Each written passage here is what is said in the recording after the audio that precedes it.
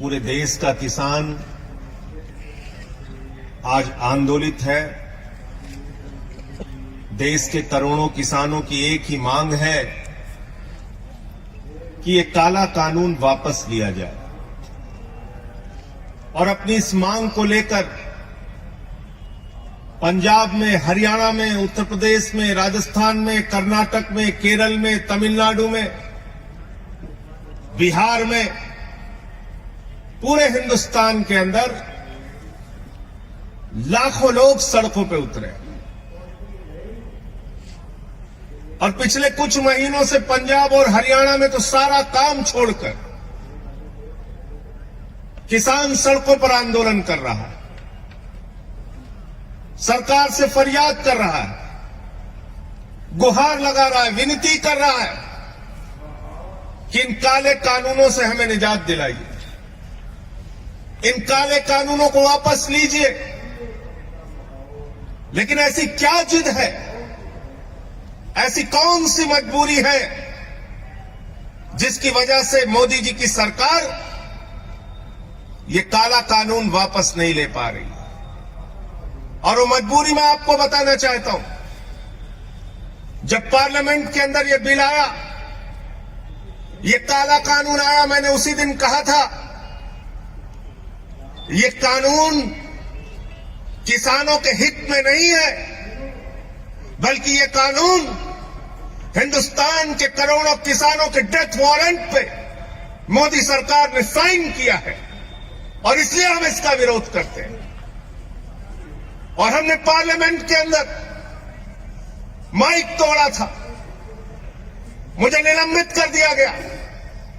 पूरी की पूरी भारतीय जनता पार्टी ऊपर से लेकर नीचे तक रो रही थी, संजय सिंह ने तो माइक तोड़ दिया, संजय सिंह ने तो माइक तोड़ दिया। अरे आज तो तुम किसानों की हड्डियां तोड़ रहे हो। मुझे निलंबित किया गया तो तुम्हारी सरकार को भी निलंबित किया जाना चाहिए।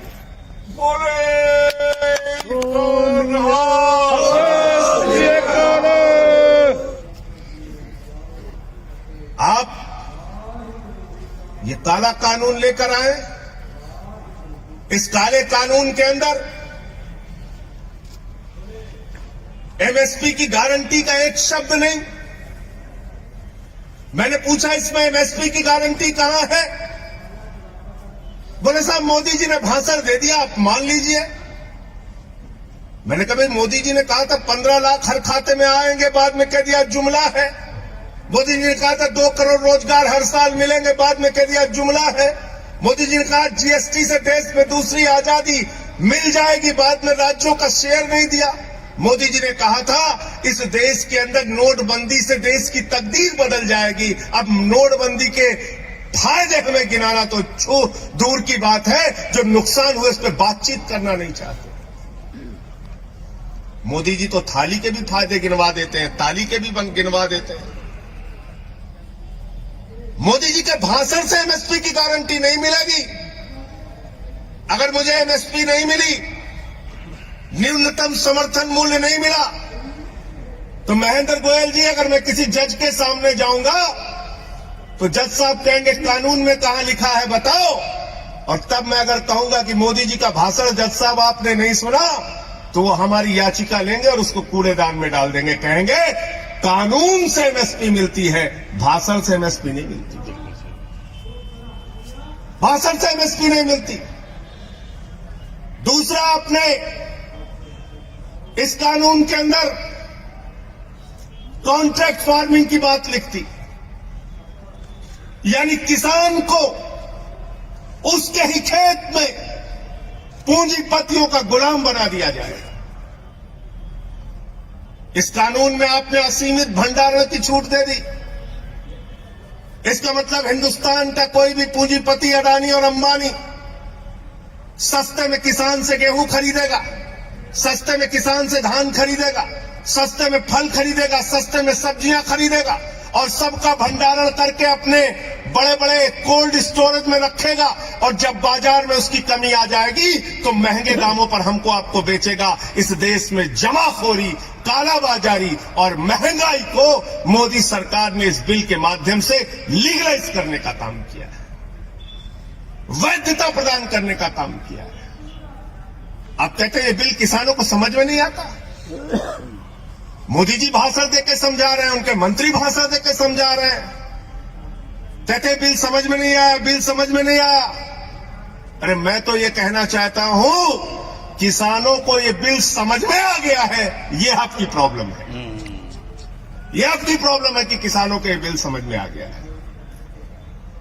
और इसलिए आज पूरे देश का किसान आंदोलनरत है।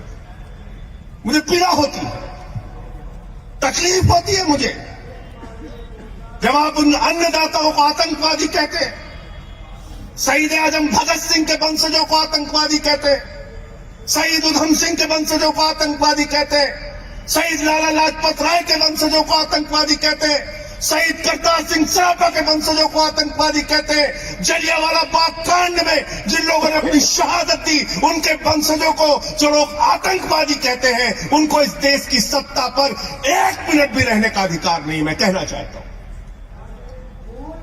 और इसलिए साथियों और दोस्तों, कल तो मोदी जी के सामने हम लोगों ने विरोध किया। हमारे साथी सांसद पंजाब के भगवंत मान जी ने जमकर विरोध किया और उनके बहरे कानों में आपकी आवाज पहुंचाने की कोशिश मैंने की। सदन चल रहा था तब भी की, सदन नहीं चल रहा है, सत्र नहीं बुलाया जा रहा है तब भी की, और आगे भी करता रहूंगा, लड़ता रहूंगा आपके लिए, आपकी आवाज को उठाता रहूंगा। क्योंकि हमारे नेता अरविंद केजरीवाल जी ने साफ तौर पे कहा है, आम आदमी पार्टी का एक एक कार्यकर्ता सड़क से लेकर संसद तक किसानों के मुद्दे पर उनके साथ रहेगा। लाठियां भी खानी हो, जेल भी जाना हो, आपकी सेवा भी करनी हो, एक कार्यकर्ता बनके, एक सेवादार बनके आपके साथ मजबूती से खड़ा रहेगा। और इसलिए मैं आप लोगों से निवेदन करने के लिए आया हूं, विनती करने के लिए आया हूं। बली साहब यहां बैठे हैं, बहुत सारे संघर्षों में जेल भी जा चुके हैं, लाठियां भी खाई हैं इन्होंने गरीबों के लिए, मजदूरों के लिए। महेंद्र गोयल जी हमारे विधायक जी हैं, कई दिनों से लगातार यहां पे सक्रिय हमारे कार्यकर्ता हैं साहब। मैं आप लोगों से एक ही बात कहना चाहता हूं, आपके आंदोलन से पहली बार हिंदुस्तान की सरकार डरी हुई है, खलबलाई हुई है, और इनको एक ना एक दिन, अब ज्यादा समय दूर नहीं है, मजबूर होना पड़ेगा, मजबूर होना पड़ेगा आपकी मांगों को पूरा करने के लिए। इस पूरे सप्ताह हम छोटे साहबजादों को नमन करके उनके सामने अपना उनके बलिदान को याद करते हैं। क्योंकि वो जो कौम है, सिख कौम, इसका इतिहास हिंदुस्तान की आजादी के आंदोलन से लेकर और उससे पहले हमारे गुरुओं की जो शिक्षा है वो बलिदान और त्याग की शिक्षा है, सेवा की शिक्षा है। देश में कहीं भुखमरी हो, सिख समुदाय के लोग सबसे आगे। देश में कहीं आपदा आ जाए, सिख समुदाय के लोग सबसे आगे। देश में कहीं भूकंप आ जाए, बाढ़ आ जाए, सिख समुदाय के लोग सबसे आगे।